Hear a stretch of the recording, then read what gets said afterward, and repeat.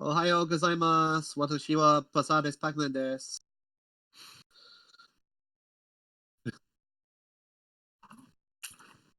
Hi, I'm Theo.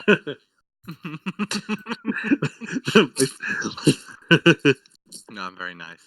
Yeah. It's night and the bats are out tonight. Wait, I said night twice. Fuck it. We gotta start again. Yeah.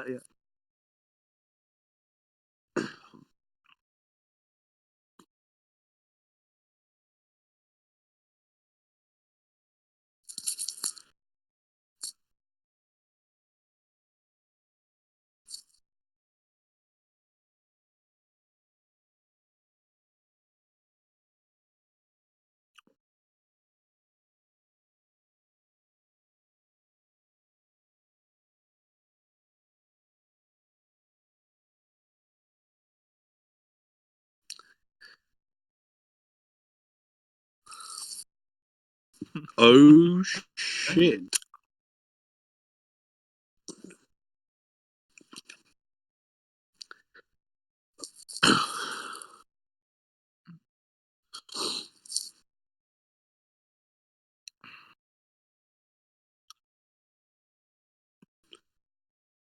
Yeah.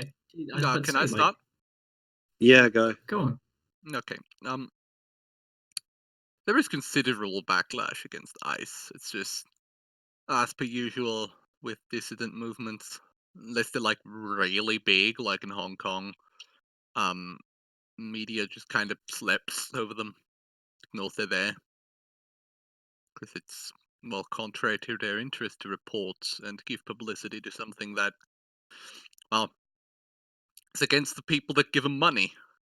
You know, Rupert Murdoch and the likes. So, I would definitely say that there is more opposition against ICE than we see in the media. I think if I don't want to sound too like fucking edgy or conspiratorial, but one of the big ones I think that's going to be hampering ICE is that the government is trying to clamp off illegal immigration into the United States. Illegal immigration into the United States provides thousands upon thousands upon thousands of undocumented workers. And because they're undocumented, that means that their wages are distinctly lower than American citizens. I think one of the reasons why we're seeing a big move against ICE in a lot of ways is actually a move on the capitalists to protect their cheap labor source.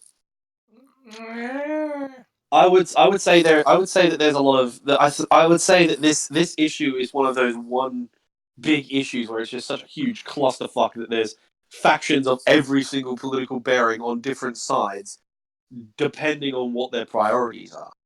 I mean, I know for a fact that a lot of people in the border areas such as Texas, Southern California, Albuquerque, New Mexico, Alabama, etc. ICE's presence there and ICE's approval rating is a lot higher on those border states. It's mainly the liberal North that's opposed to ICE. Now, as communists, of course, this is pretty standard. We are anti-ICE in the same way that we're anti any government agency under capitalism. But I think it has to be said that the issue itself is not as clear cut as either the media or the public is making it out. As for ICE not shooting, what I was saying. Well, what I am going to say is, though, on the topic of them shooting people, this shouldn't be a surprise. American police officers of any stripe have a tendency to shoot first. It was only a matter of time before they did. Do I think there's a lot of support for ICE, or there's a lot of support against ICE rather? I think Theo's right to a certain extent, but I also think that Not the the reason music, that's on your end. That's on the recording end. The echo. Yeah, because it doesn't echo for me. Right.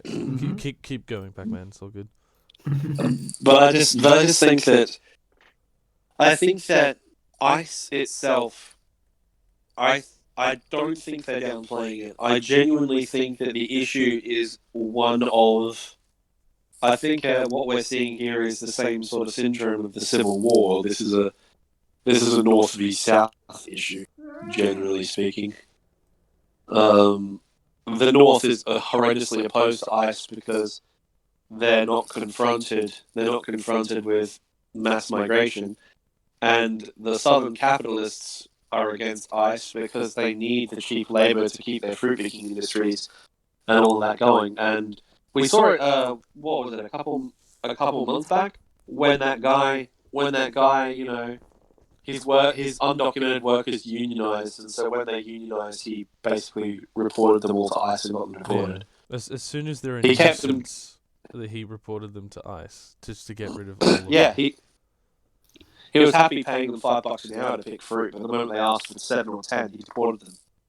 So, something that I think gets thrown under the bus here a lot, and that we really shouldn't just ignore some correlations. Now, of course, Godwin's law and all that, but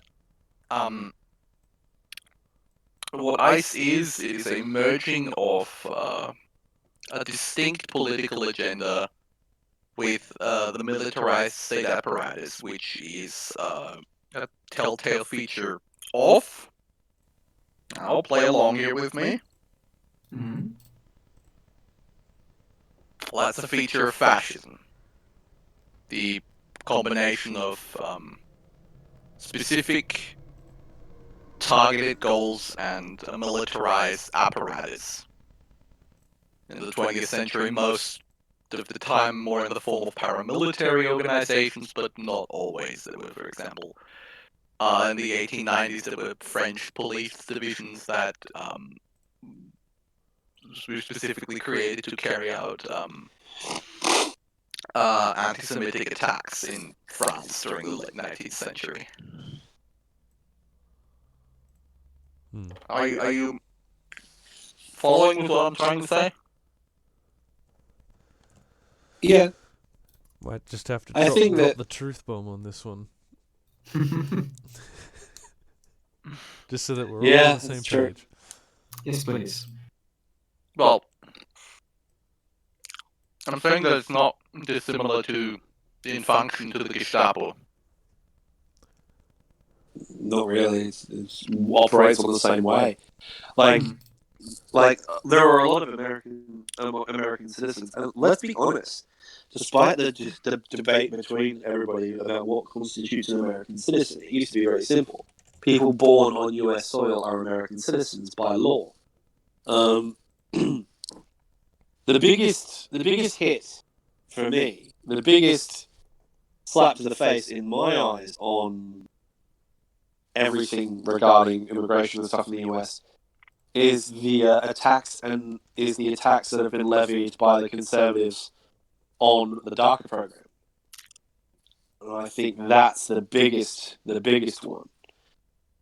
I mean, maybe it's just an Australian position, maybe it's like, a sort of, colonialist viewpoint, but I do understand that there are serious issues and serious concerns with mass movements of people, like mass migration. There is definitely issues in that. But what we've seen is that ICE is not in position to sort of. It doesn't seem to be protecting the border so much. I'm gonna drop a hotter take on you. Take even hotter than anything you've said in this stream so far.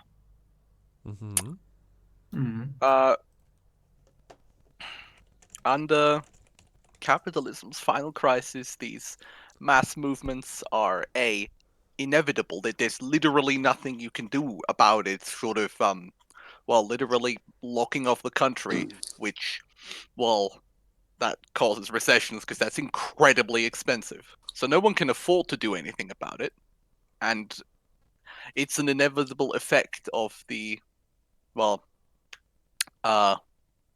of the capitalist crisis. And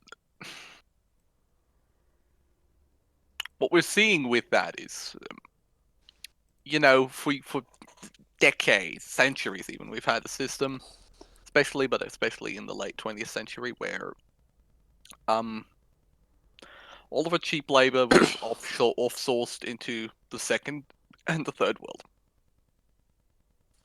IKEA produced in East Germany, for example. And, well, in the end, what can be done? Nothing. Australia's literally an island. People still get there. Oh yeah, they still arrive by boat. It's just the government doesn't know about it. Despite the nature's attempts to do so against them. Oh, exactly. And now, I'm going to try and tickle the inner accelerationist in you there, Peter. It's not very inner, let's be Inner? honest. I'm pretty openly accelerationist.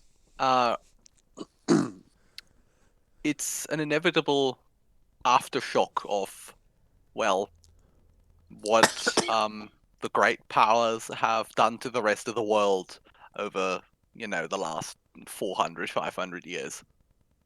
Oh yeah. It's all going to come crashing down in the end. This isn't even something uniquely original.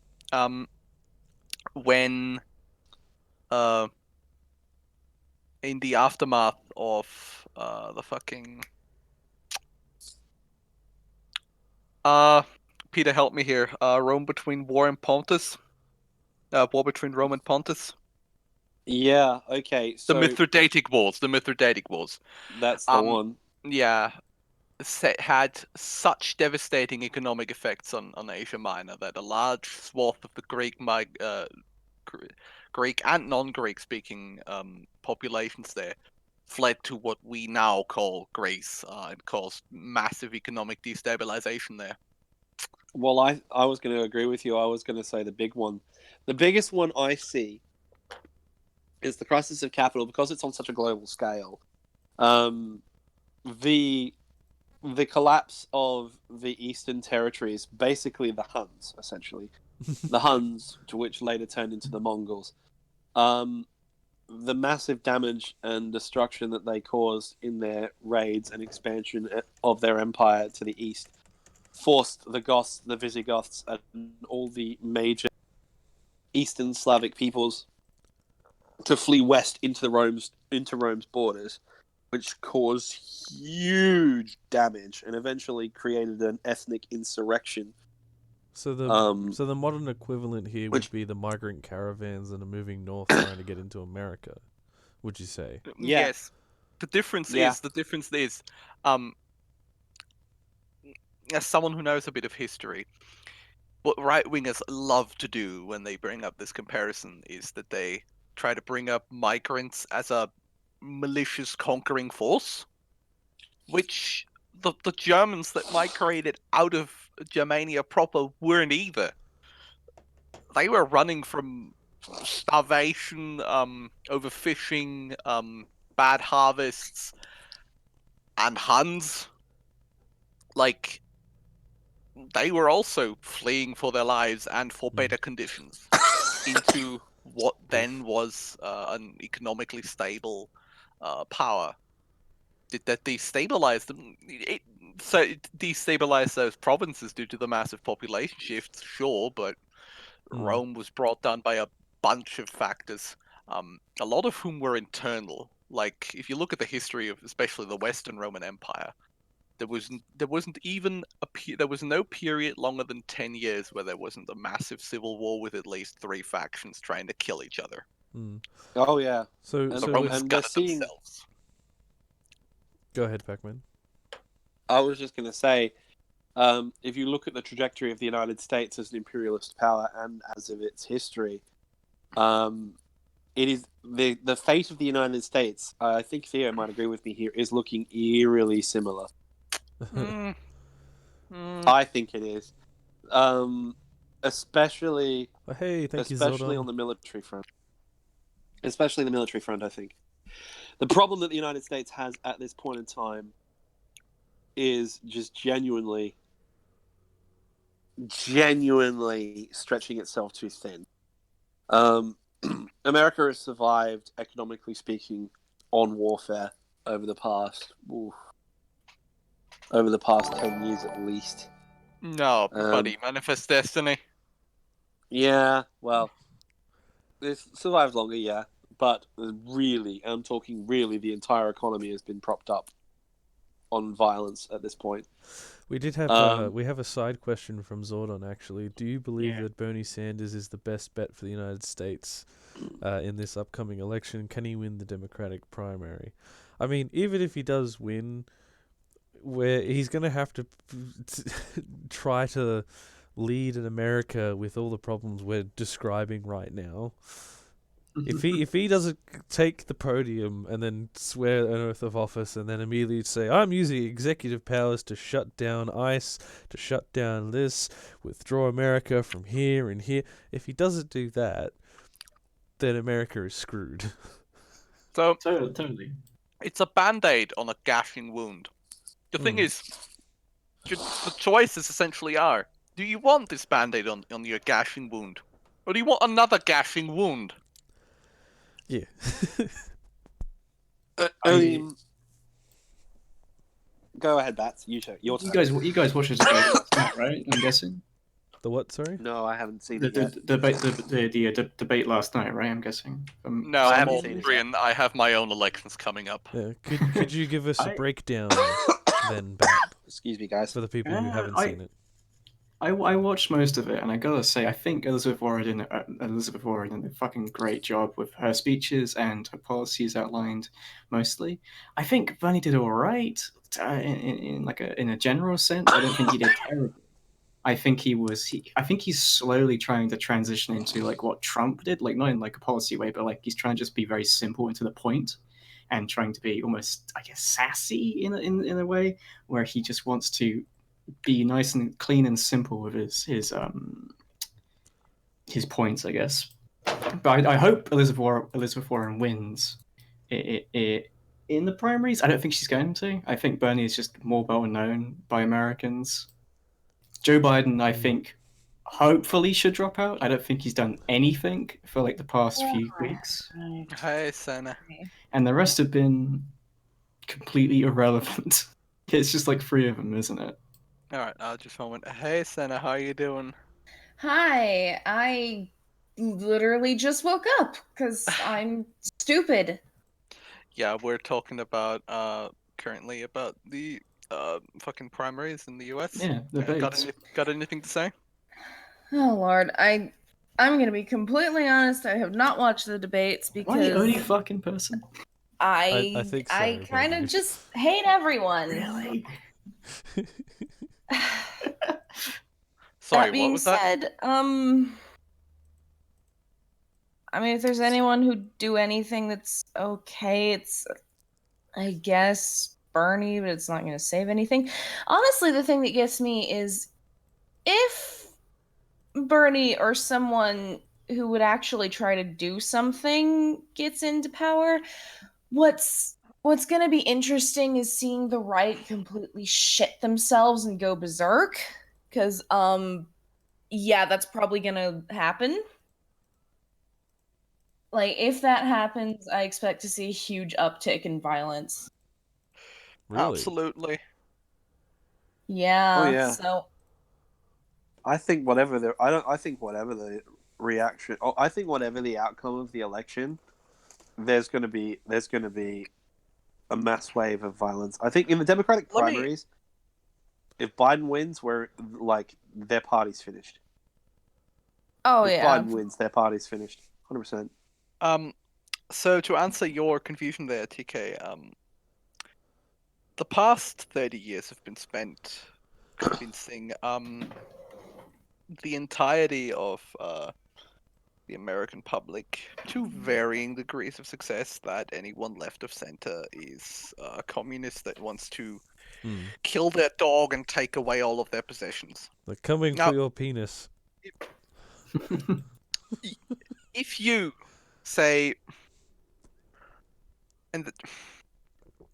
so if someone like that gets elected, someone left of center, Mm-hmm. to the right, it wouldn't matter. Even if a communist got elected, it would have the exact same effect, because to them, they're no different. There is no difference. When we always talk about this, we imagine what would they even think about a communist? Well, nothing different. They don't see a difference because the right is, in my experience, fundamentally incapable of engaging with ideas that are foreign to their mindset. So they use the Mm. term. They really are. So do they use the term the left as a way to just discredit anything they don't like? Yes. Well, no, they Totally.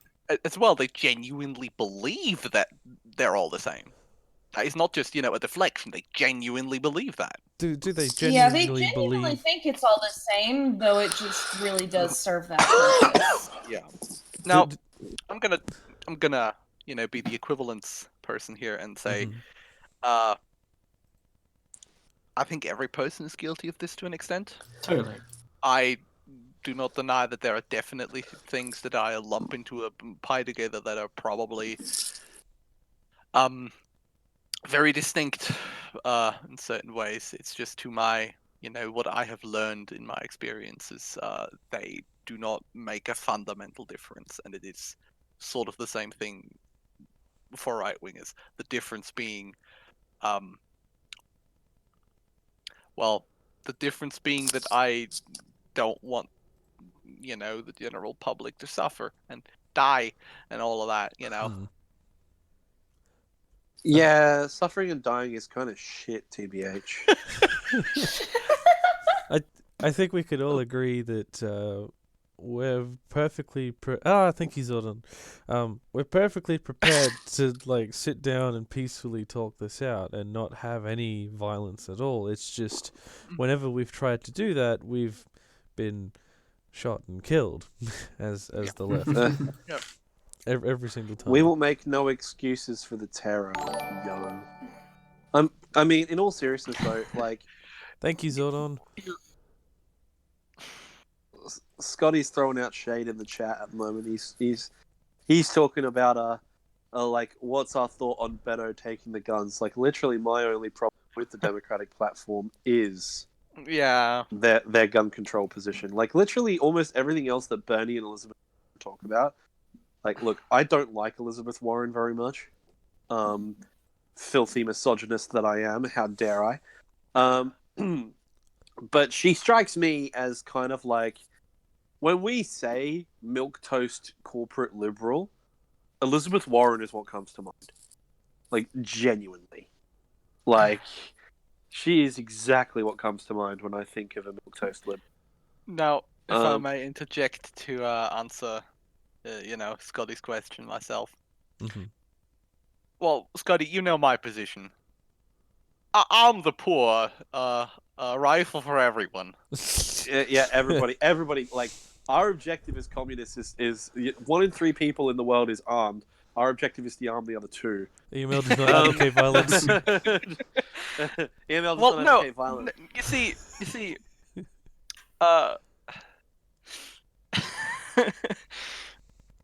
if the cops shoot us, we're gonna be able to defend themselves. And self-defense is not a crime, and therefore EML can advocate for it. Hey, loopholes, everybody. I'm saying if the government does it, it's not illegal. Sorry, what? Tricky. Oh, mate, Tricky Dicky coming in here live. Oh, God. Loud and proud. Yeah, Scotty's right. Scotty and I have said this over and over again. Alcohol, tobacco, and firearms should be a store, not an agency. Amen. A fucking man. A fucking man to that. What is All right, what topic are we on now? Well, I think we've said all we can. We started with ICE and then we moved on to the US primaries, so I think we've said all we can about that one. Should we move on to the next one? Oh, I actually have something that I'd like to say that's a topic that will probably become big in a few weeks. Yeah, sure, go ahead. On the 29th of September, Austria is having elections.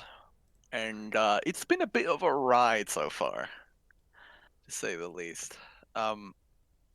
So currently, for the last 4 years, actually no, 3 years, it's quite hilarious because they had to resign. The country was ruled by a coalition of the Conservative and the far right party. Now there was a big scandal, corruption scandal, where oh, goodbye, Peter. Is he gone? F. Oh, we lost him. Okay. Goodbye, Peter. He's dead.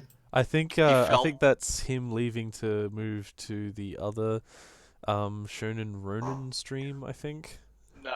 Hello? Yep. No, he's back. That was me just getting invited to the Shonen Ronin stream. But yes, I am going to go be a filthy weeb. It's been fun, y'all. I will watch the rest of the stream with interest. Thank you for coming Have on, fun. Pac-Man. Hopefully next time we'll be able to coordinate this. I'll be able to coordinate this a little better, and we'll have you on for the whole show. Thanks for coming on. No worries, Salute. man. Howdy. Sorry, what were you saying? Nuclear save the Theo? planet. Go ahead, Theo. Yeah, I was talking about how so they had to resign because the leader of the far right party, who was also the vice chancellor, tried to sell state assets to Russian oligarchs. Now, Interesting. due to the massive backlash, there were literal riots in Vienna. Government resigned, and new elections have been called. The Conservative Party would have stayed, until the 29th of September in power. But then the Socdems called for a vote of no confidence in the parliament, and they won. So then the Chancellor had to resign, and we have had an interim government ever since. One of the ministers there had to resign as well to another vote of no confidence. Now, to put that into perspective, over the last 70 years that we've had the Second Republic of Austria, we've had a few votes of no confidence. These are the first to ever go through. Like, to ever succeed in the parliament. So, yeah, we are having elections in a few weeks, in 2 weeks, I think. Mm-hmm. And in 10 days, actually. No, 20 days, sorry. I can't count. Apologies, so it's 3 weeks. And, yeah, it's kind of been going nuts a bit. Interestingly, the far right hasn't lost all that much of their support. That's a giant spider outside my window. Oh. Not keeping that closed for the night anyway. So I've heard liberals before describe parliamentary, bourgeois democracy as one way to fight back against fascism, but clearly it sounds like it's not, and it's in fact possibly enabling it. Not. Well, they have lost stuff. They just haven't lost nearly as much as they should have, because people are voting them to, be fascist, but they have lost quite a bit. I think about 10% over the past month or so. Honestly, they should have lost another one, but this is a cycle that has been going on for the past decade. My prediction is that they'll probably come in third, as they usually do. Conservatives are probably going to come in first. After that, the Conservatives are going to, and the far right are going to stink so massively in the elections because, again, for 2 electoral runs, they've done literally nothing but have corruption scandals and make dubious schemes and be responsible for the death of people, except the people that they want to kill. Fun fact, every time that we've had a far-right coalition, we've had more illegal immigrants than we've ever had in any other time. And the reason for that is that when they try to deport people, you want to know what they do? What? They sent them letters telling them to leave, and that's about it. So not only are they fascist, but they're also incompetent. They're Austrian, so they're also lazy. It's like they're sitting in there. It's like, don't make me get out of my chair. I swear, I'm coming up there. Okay, but this is your last warning. God damn it, I need a drink. They sound like a parent that's like, all right, I'm gonna count to 3. 1, 2, 2.5, 2 3/4, 2.8, 2.89, 2.891. God. Now, personally, I'm gonna vote for the Greens, just because they are the most left-wing party in Austria. Like, genuinely, they are formed from an environmentalist working class movement. Still liberals, but you know, they're very good in LGBT issues and all of that. So yeah, in fact, my district officials for the Greens is a trans woman. So they got booted out of Parliament last time for all a variety of things, but they have been very undiplomatic for a while. They cleaned up the party resume, kicked a whole bunch of people out. Very good. They basically kicked their entire liberal establishment out, and everything that's left are now working class activists and whatnot. So yeah, that's pretty good. Yeah. Well, thanks for keeping us updated on that. Unless anybody wants to chime in with something on that. No, okay. I'm good. Alrighty. Alright, well, just before we move on to the next topic, I just want to remind everyone to like and subscribe to appease the algorithm gods. And when you do subscribe, you'll get your name down in the corner. See? Comrade Eastern Marshlands just subscribed. And I just want to remind everyone as well, we also have T-shirts. T-shirts available at Ancom Aesthetics, a store by Crypto. So thank you, Crypto. You can go there. The link should take you directly to our T-shirts, the Eastern Marshlands T-shirts. Mine arrived and it fits. It's very comfortable. I highly recommend. So, the next bit of news is once again coming from America. So luckily we've got Senna on to give us the boots on the ground report. John Bolton has been fired from the Trump administration. John Bolton, the warmonger, as he's been described suddenly, has been ousted. All right. First off, John Bolton's never met a war he didn't like, and now let's Senna talk. Yeah. Here's the thing. The part about this that concerns me is mostly to do with the fact that Trump apparently explained his decision to get rid of John Bolton as, oh, he was too soft. I wanted to do more and he was holding me back. Oh. That... Really? Yeah, he actually did publicly say that. I've not seen that. So... No. That's... Considering who John Bolton is, that should be pretty fucking alarming. Here's the thing. Another funny little tidbit. He got kicked out and the price of oil plummeted, so that was funny. Yeah, I saw that. Yeah, it's because he was one of the strongest advocates for going into Venezuela and going into Oman, and yeah. My guess is that Trump just wants to invade different countries that John Bolton's never heard of. Which, to be fair, is most countries that he's not specifically told about.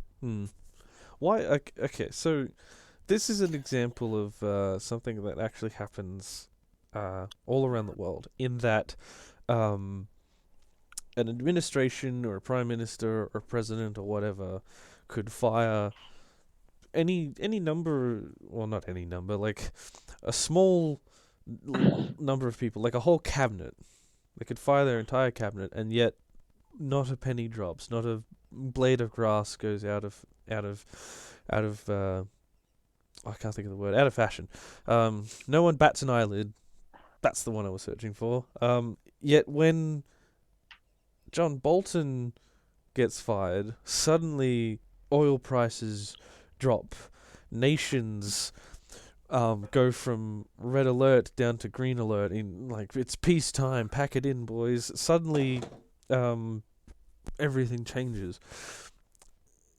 Yeah, that's because John Bolton's been on the block for a lot longer than a lot of the other people that are being fired from cabinets and whatnot. Okay.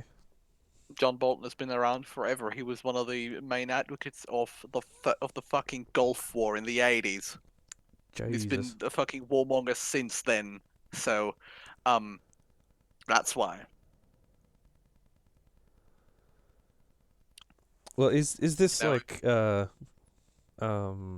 symptom of the illness that America has currently, and is it something that might be repeated around the world since that illness that America has is capitalism? You know, on smaller scale, sure, but the thing is, this is not new at all. General like Arthur, you know, the general that was deployed in Korea, during the Korean War, yeah, he kept bugging Truman because he wanted to nuke China and Korea to win the war. And I mean, carpet nuking. And Truman kind of retired him because no. And it's kind of a, you know, John Bolton is just the last man in the long line of people since the end of the Second World War that have wanted to use the United States' nuclear arsenal to nuke tiny, underdeveloped countries into submission, for, well, 50 years. And then, as today, though with different powers, the reason that that's a bad idea is because other countries have nukes too, and if the US uses its to bully smaller people around, other big great powers are gonna feel threatened and gonna feel obligated to whip out the even bigger dick and throw it at the US. Isn't the dick that the US whips out is like its number of allies though? I mean, one of its bigger allies is the UK, and the UK I don't think is in any position right now to launch themselves into the sun because of Brexit. No. But also, Britain is an island, and in any major land involvement conflict, are not going to be, well, the prime target because their allies are very, very far. Their enemies are very far away. True. Like Iran, nah. Main target's going to be Israel. China, no. Australia, Canada, and the US itself are going to be the main target. The Russians, no, they're going to focus on the Germans and the French because the British aren't going to send land troops. They might send a few Trident missiles at them, but they don't have a lot of those. Were you going to say something, Bat? Are we ever going to have a war with the Australia? I don't think we are, right? That might be a bit too far. What? do you mean the UK invading Australia? Yeah, I doubt that's going to happen. I'm sorry. Oh no, that's not going to happen. No, but that's China, more like- China. Yeah, the Chinese are gonna. Sorry. What's probably currently happening? What's a probable outcome of what's currently happening is Australia will be forced onto the Bolton New Silk Road to Electric Boogaloo initiative that China's doing, because China, not directly, has been buying huge swaths of land in Australia, lots of farmland, all the food bowl areas. You want me to be brutally honest? I would not be surprised if the Third World War kicks off with a few naval skirmishes between the Australians and the Chinese. Oh boy. That would be an interesting start. Leave it to the Australians to screw it up for the rest of us. Well, that or Ow! well, anyone in the US, really. Yeah, my cat just clawed my butt. Oof. Obi in the chat asks, why would China invade their vassal state? Like, if you're asking why would China invade Australia, well, I don't think they'd invade Australia. I think No. they'd do a whole, like, they'd bring in the lawyers and say, look, this businessman, this Chinese national businessman, he owns everything, and according to your own laws, you're not allowed to, do anything on this land. It's all this person's, and this person just happens to be in the Chinese government. Yeah, don't look into it. But we're also gonna. It just seems like we're. Yeah, it seems like we're going to be kowtowing to a lot of superpowers. It seems either China or America. For us, it seems like America. I don't know about you guys though.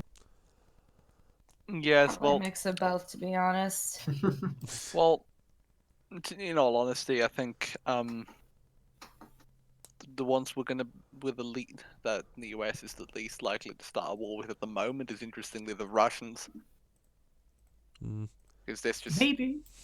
well, the thing is, there was always like a lot of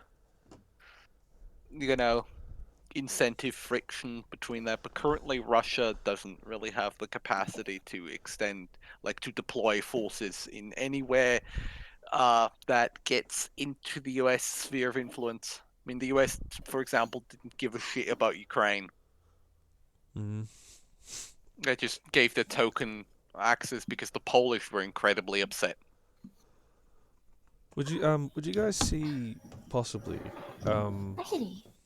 say Trump firing Bolton, and in the UK the calls for an election, and the same in Australia, as say people not understanding what actually makes change in the world, where we're just trying to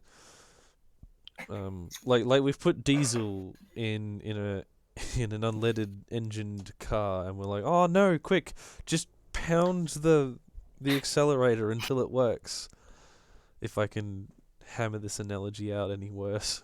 Are you saying that a majority of people want change quite heavily, but they don't know how to like push for it, so they're just kind of just doing this kind of like mass protest or movement that's not really good? Exactly. I think what TK's what I understood from it was that people don't know what can change. People can imagine anything before they can imagine the end of capitalism, because it's a framework that we all think in, and that's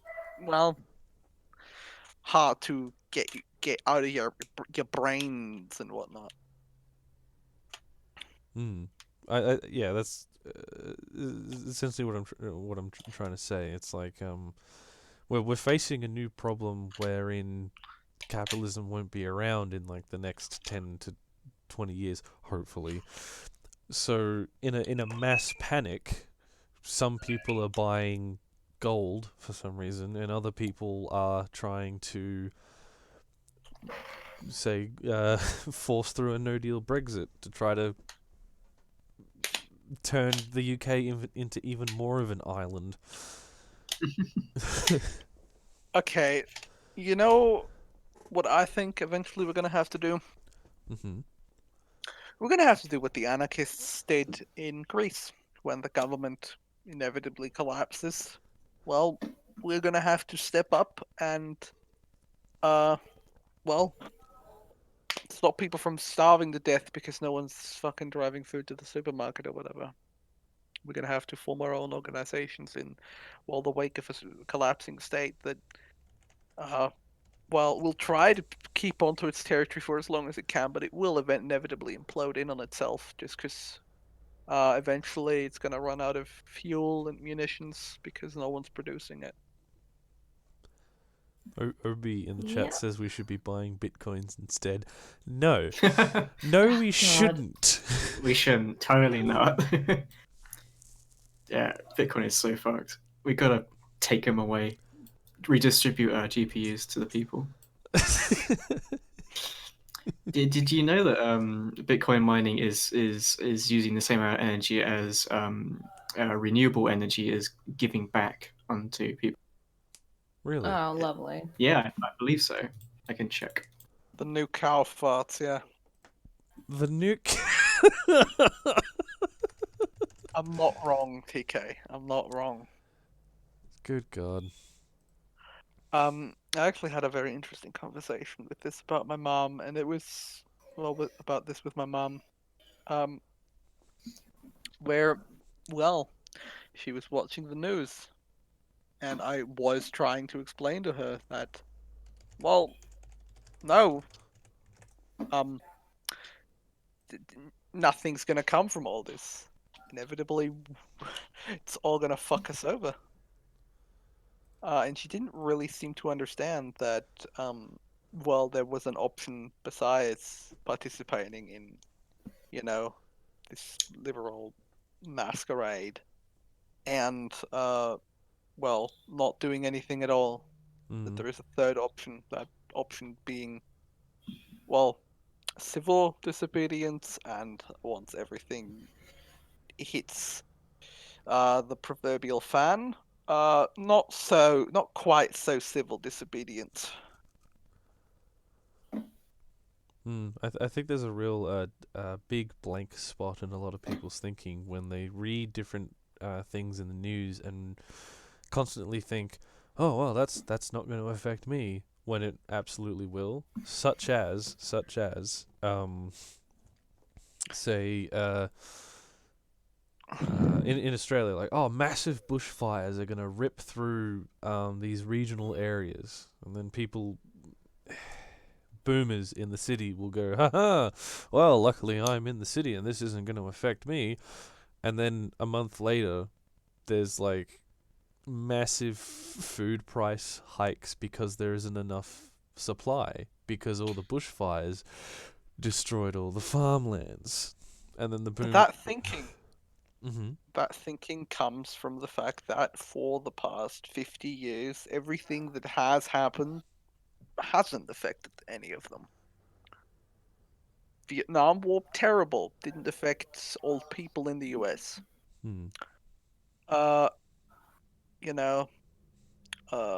Say, murder, genocide, and famine in Africa, well, doesn't affect us. Well, and now that we've set Syria, Iraq, and a whole bunch of other places, and Afghanistan on fire, people are running away from that fire.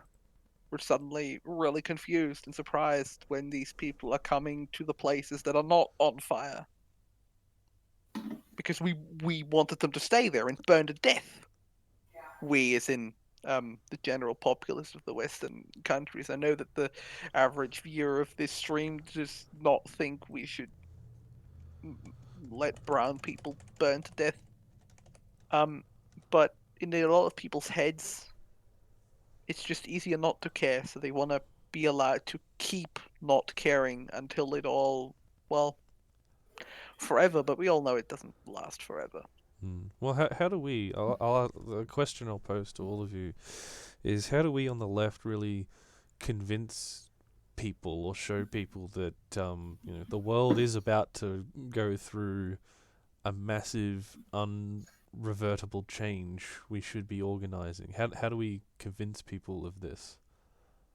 I think that what we're doing is working on young people to, well, a certain extent. It's like, they fucked up your future. Just stop listening to these shills and whatnot. Old people can't convince them, I don't think. What would convince them, and will convince them, because it's happening faster than they think, when everything goes to hell, well, they're going to be sitting there wondering what happened. And even a lot of young people too are going to be sitting there and wondering what happened. Well, we'll still be here because, well, we saw it coming, so we need to prepare for what to do after the fact. We need to start doing now. We need to, I think, increase things like charity work, soup kitchens and whatnot. We need to help people. that are in need of our help to the best of our abilities. Because I think this is what we always forget when we're talking about leftist activism. You know, when you cut away everything, when you cut away all the technicalities and ideological differences, what we're here for is because we want to help people, because we think that people deserve a chance at life. And, well, even within the horrid framework of capitalism, we need to continue trying to help people as little as we can in the current framework. Hmm. Yeah.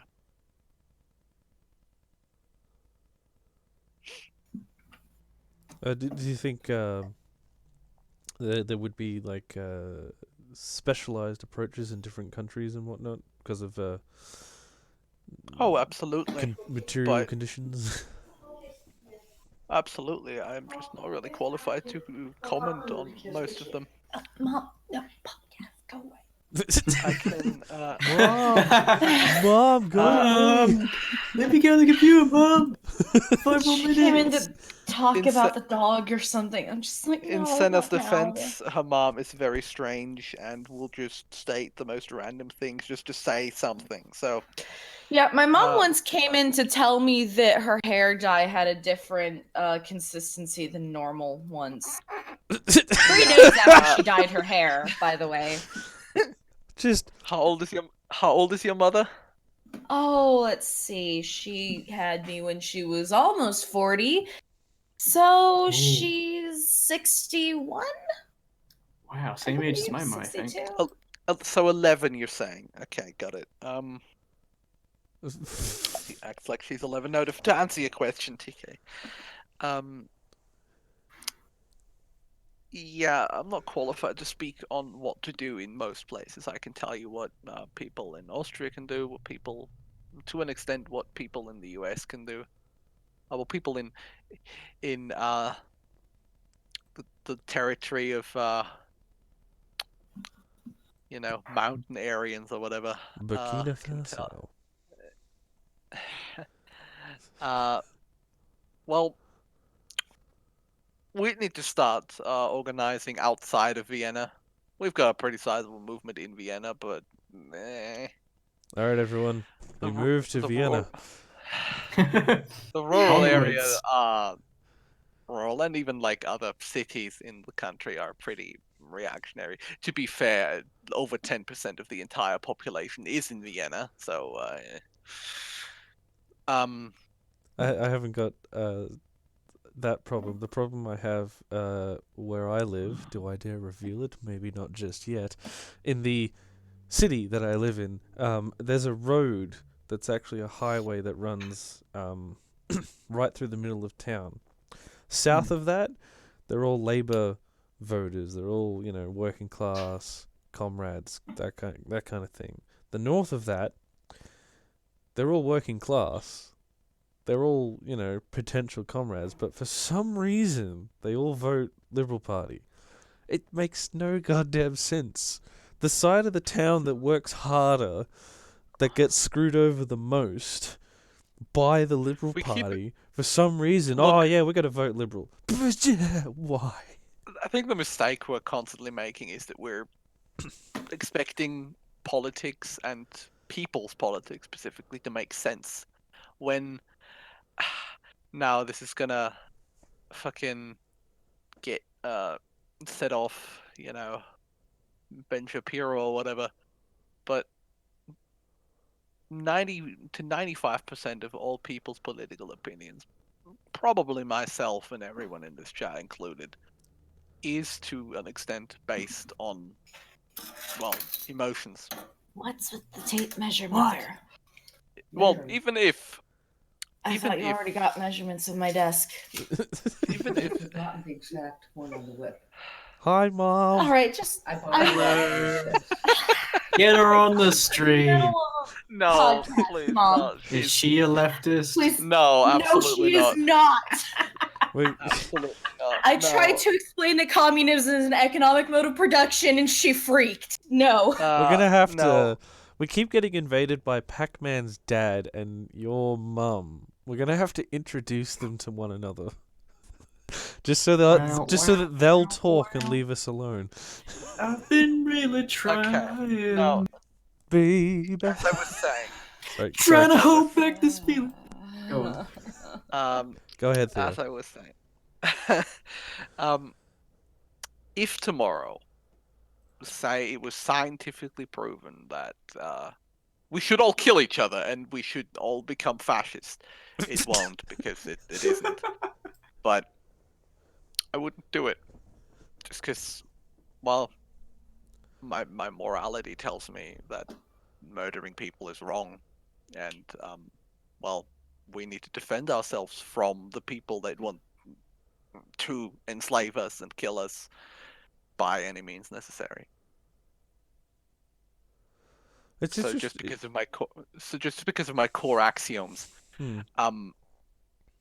like I normally when you have good, well-founded political opinions, you have reasoned them, you have logic them, you know, you have an emotional reason that you believe in what you believe in, and a rationalized reason that you believe in what you believe in. Those are usually separate. Like, yes, I believe in socialism because I believe capitalism is flawed and blah blah blah. But I also am a communist because, well, what capitalism does to people is wrong, and I believe that it's the social hierarchy, fascism, genocide, that all of that is wrong. That's just something I believe, and well, that is a reason I believe what I believe. It's not the only reason, but it is a reason, and we shouldn't discard that for most people, those sorts of core axioms exist as well, and that even if you prove to someone that, what they believe may be flawed or wrong, they will still hold on to that because of their, emotional. You'd have to, well, sort of appeal to both, really, and that's different for everyone, because in a lot of cases, liberals will, be holding on to this, this fucking slither of civility. That's my core axiom here. A lot of them you can make to realize that no, doesn't work.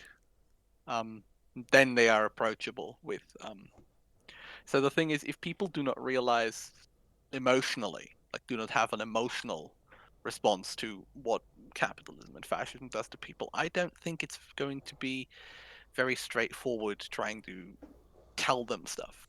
What we do by putting ourselves out there is that a lot of, teens come out of school or whatever being shaped ideologically, but perhaps not emotionally from what they've seen. A lot of people that come out of, a lot of young people do still believe everyone deserves a chance at life, everyone is equal. If you present those people with, our ideas, in a sense, they will be a lot more receptive to it than someone whose core axioms are, say, something more Americano libertarian, like, it's about equality of opportunity or some hogwash or whatever. I had a sort of a follow-up question, but I wanted to direct it at Bat. It was the idea. Yeah. Are you ready? God damn it! You ready to? God. I'm sweating. So, we were talking about generational differences and then geographical differences. I know in Australia it happens a lot. Right. Where you'll have like I got to change the terms around a little. You'll have like a Tory city. The entire city will be Tory voting, but then like just 10 k's over, it'll completely switch and it'll be Labour town, Labour 100%. Oh, Jeremy Corbyn, that kind of thing. Does that happen to like the extent that Theo and myself are describing in the UK, and is Brexit amplifying that?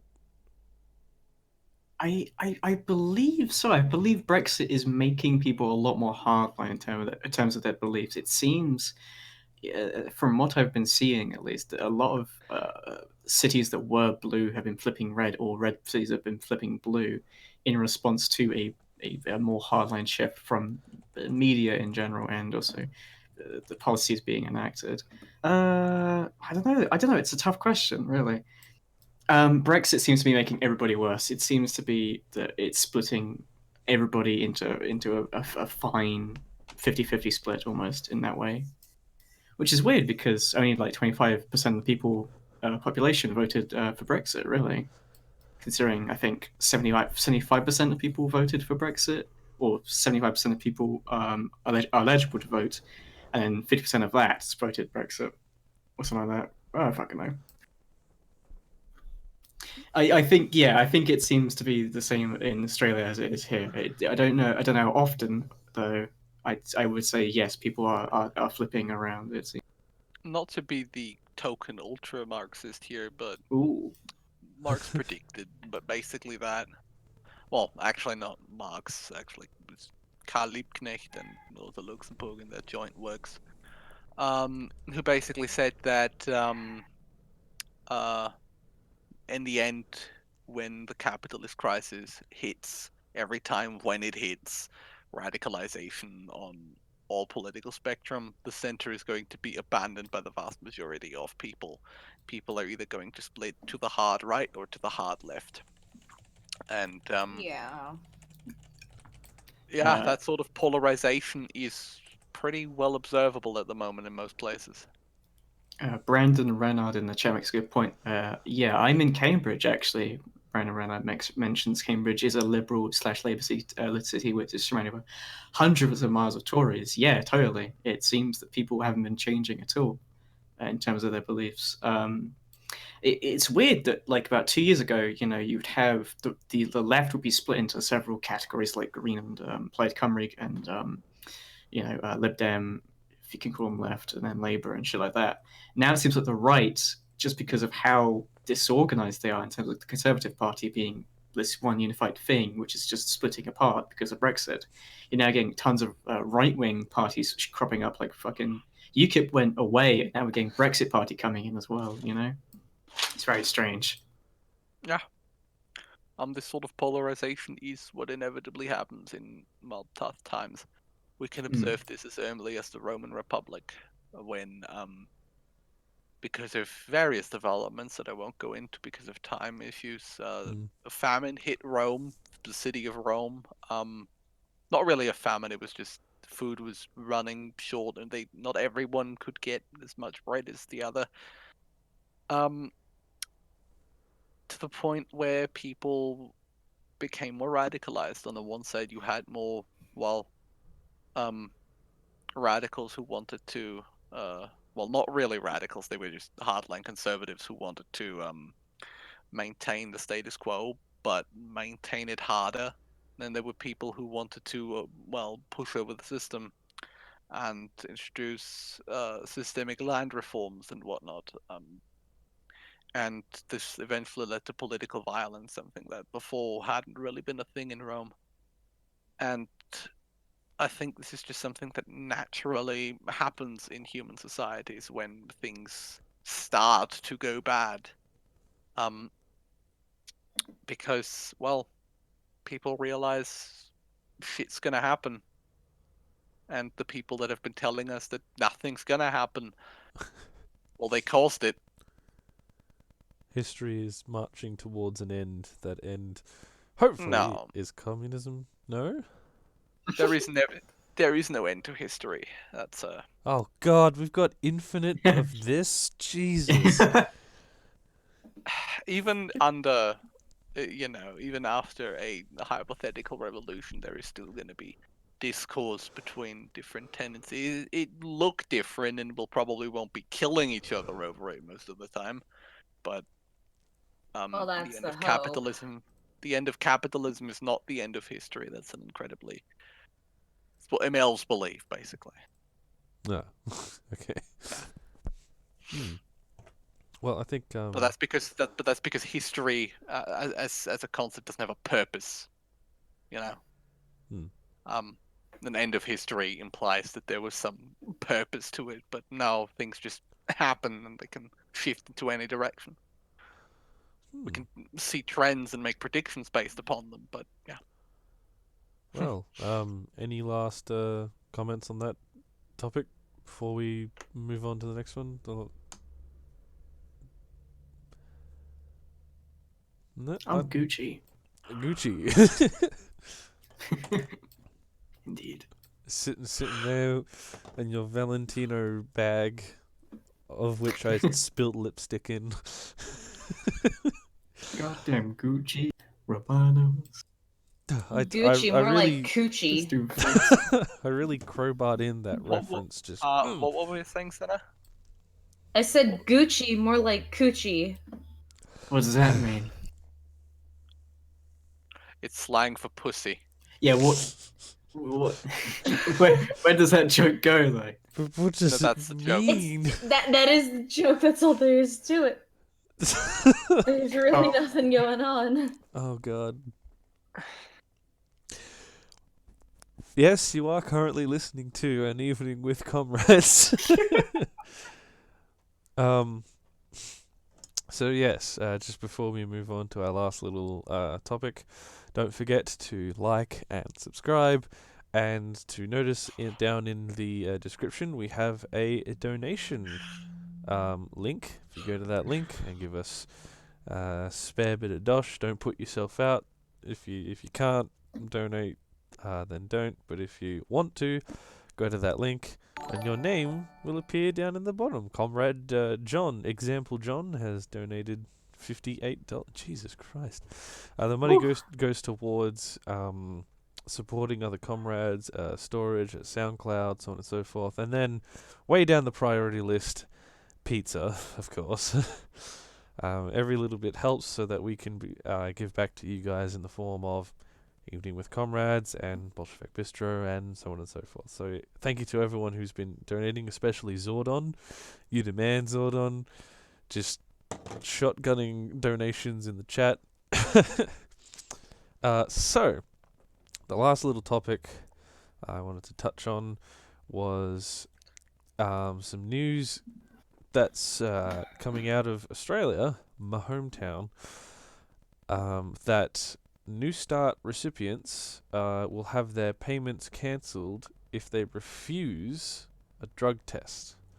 So to try to explain this, the Liberal Party are trying to bring through and expand on two things. One is drug testing welfare recipients, and that's all welfare recipients, including aged pensioners, retirees. Yeah. I'm just imagining an 80-year-old methed up to fuck. Yeah. And if they fail that drug test or refuse it, they'll be put onto a cashless welfare card, wherein this card can only be used at select stores.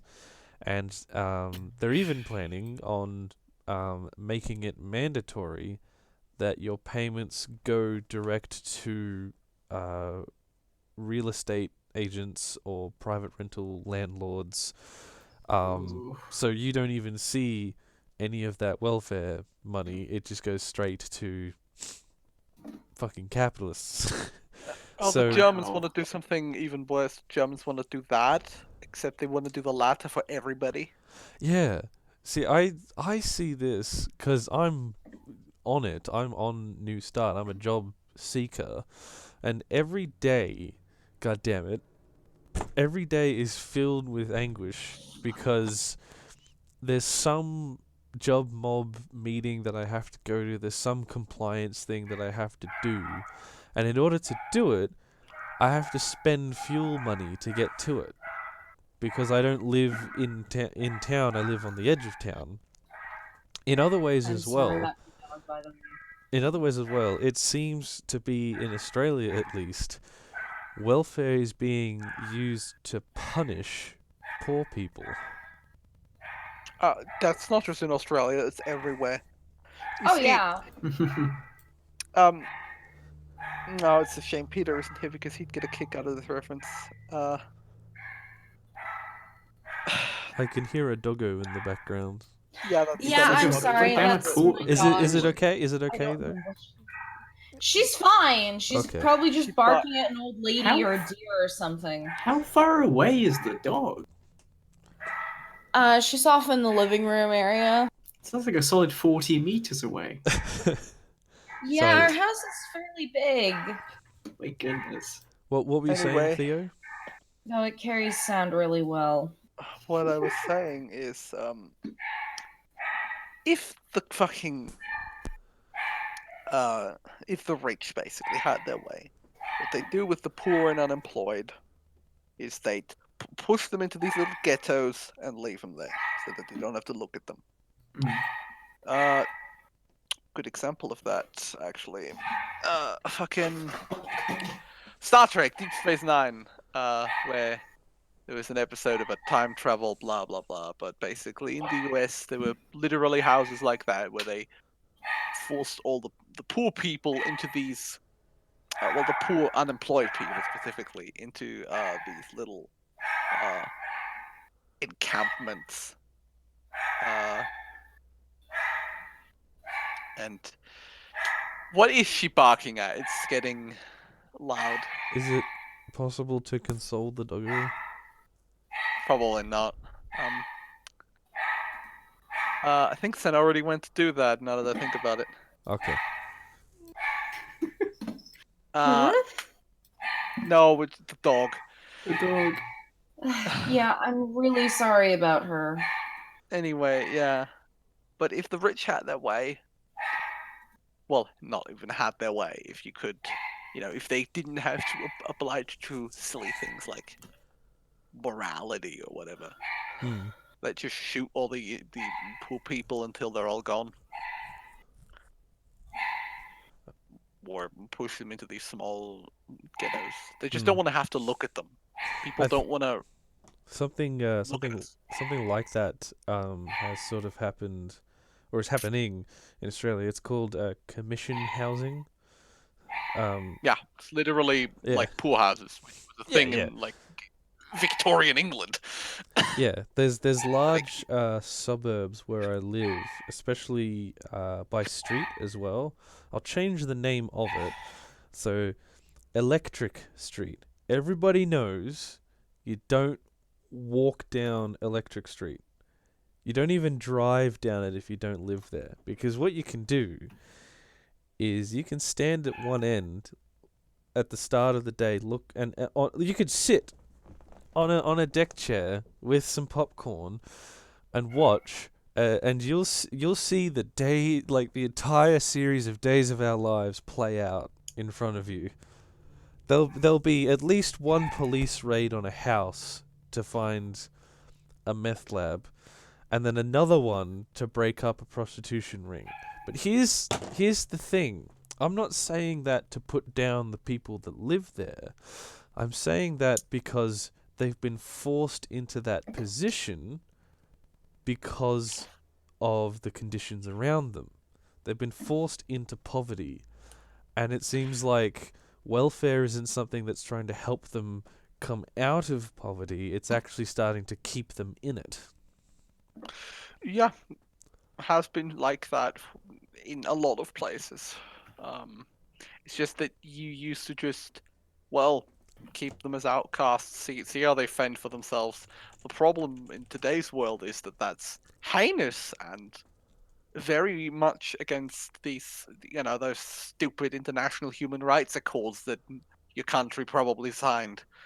And if it doesn't want to get embargoed, it has to it has to fucking, stand by these laws or whatever, But that's why ghettos are a thing. That's why, shit like Chinatown is a thing.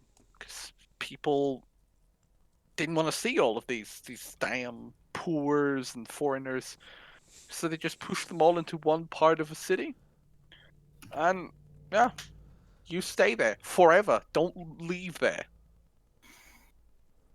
Like, for a very, very long time.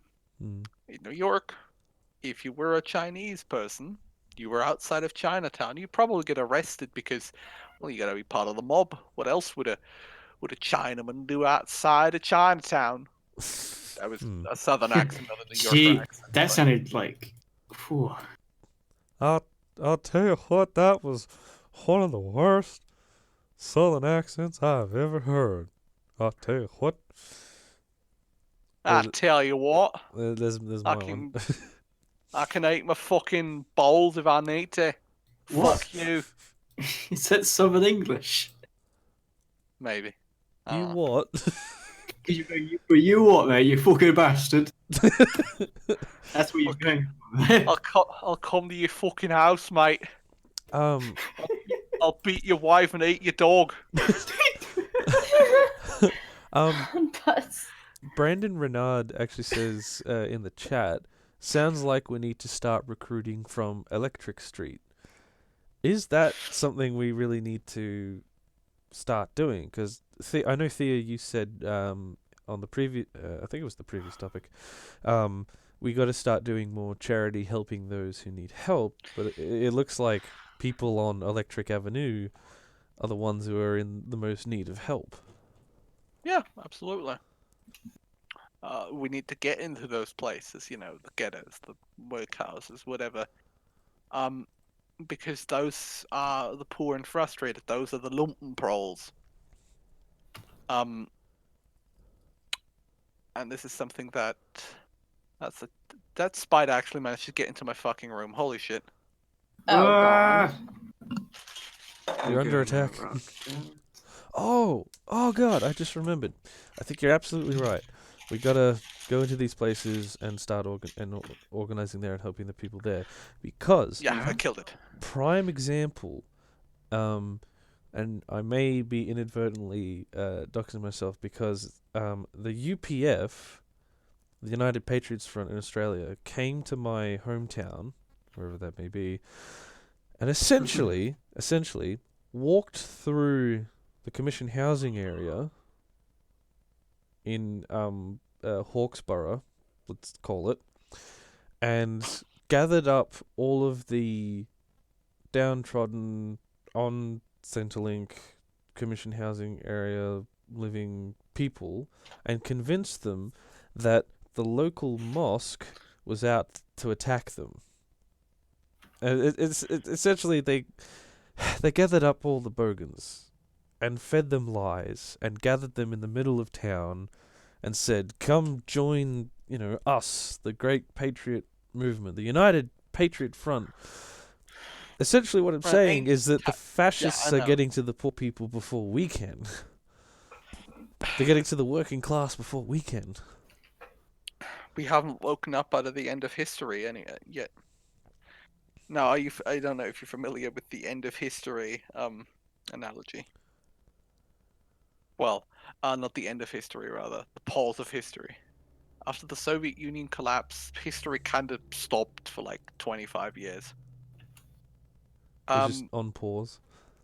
Yeah, basically. And we still haven't gotten out of that. We're still we're still thinking in old party formations and in tactics that are at this point older than we are, older than any of us are. Probably, I think older than any of us in this chat combined are at this point. And we need to, well, get out of those tactics that are, well, that old. We need to develop 21st century tactics, and we need to start fighting the fascists in a more, well, not just fighting the fascists, but we need to organize again. We need to, well, get into union organizations, and we need to spread our ideas there. We need to start standing up and being loud and annoying. Society's not going to thank us, but when we stand on the market square, for example, start, telling all of this shit, about 10,000 people will be extremely annoyed at us. But about 5 people are going to take something away from that. That's going to lead them down a rabbit hole. Then those 5 people may inspire 5 other people each, and so on and so forth. And eventually, that's how movements grow. Through, well, because this is something I've said before, in any revolutionary scenario that we've looked at historically, about 90% of the population aren't going to do anything. They're going to sit around and, sleep or whatever. Only about 10% of the population are ever involved on either side in any sort of action like that. Well, we need to get our 10%, or they'll get theirs first. We're not going to get everyone. That's just not possible. The thing is, most people are rather complacent and will adapt to any change in society that will come to them. That's why people accepted, fascism. It's because it's just what they do. I think that might be a good statement to end on. Do you guys think, or do you, Senna or Bat, have any more input on this topic? I'm good. I mean, yeah, I pretty much just agree with that, and you should focus on what you can do in your area for the time being. Yeah. That's where you can actually have an effect. Yeah, you're not. This is an important thing. Organize. You're not gonna be the ones. You're not gonna start out going out there and storming the Winter Palace or whatever. Hey, yeah. Sadly. For the next 10, 20 years, our labor is going to be very thankless work. But it's important. And another reason we need to start organizing is because we need to develop social units in which we don't constantly kill and insult each other. That's, I think, one of the most harmful things about capitalism is how the fact how anyone millennial and younger is basically depressed.